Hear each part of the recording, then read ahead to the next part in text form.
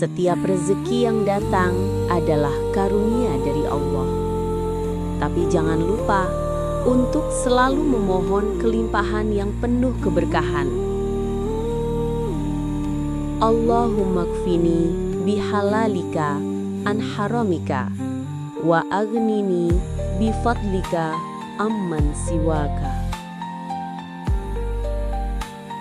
Ya Allah, cukupkanlah aku dengan rezeki halalmu dan kayakanlah aku dengan karuniamu.